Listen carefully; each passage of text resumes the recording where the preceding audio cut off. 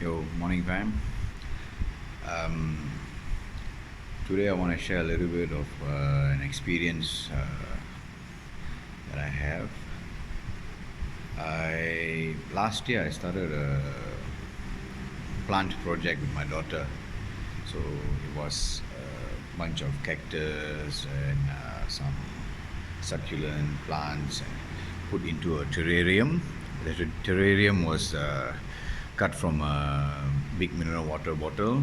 So we filled it up with soil, pebbles, and stuff like that. Then we put the plants in, and then we made two. One was for my daughter, and one was for myself. So I kept mine beside my bed, and then it's very visible every day. I would see it and water it 2 3 days once, and put it out in the sun, so nurture it. And this year I happened to move homes, so I shifted to a new home, and then the room is very tight, and I don't have sunlight coming through the room. So what happened was I put the plant outside of the room, and what happened then was, because the plant was out of my sight, I tend to forget it. So I tend to water it whenever I see, oh shit, I forgot to water it. Then I water it.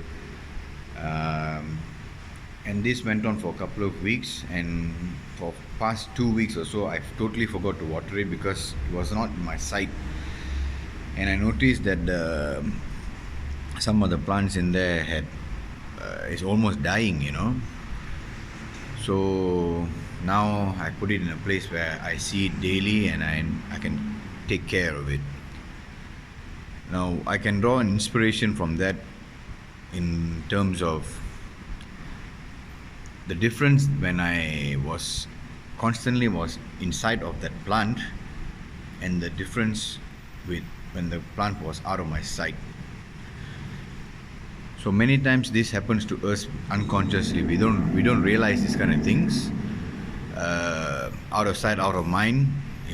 So when something that's not in our sight, we tend to forget it and not pay attention to. And when something's in our sight, it tends to remind us of its presence, of its purpose, of its goals.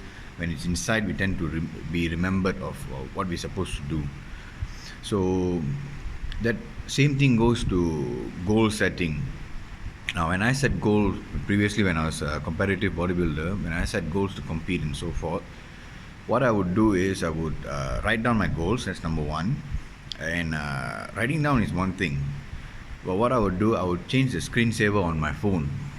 So I would change the screensaver to whichever trophy that I was going after, or whichever competition that I was planning to participate in. So each time I look at my phone, I'm reminded of my goal. So it reminded me of what I would need to do for that particular day and so forth. So the same thing goes for my trainees and my clients that I train.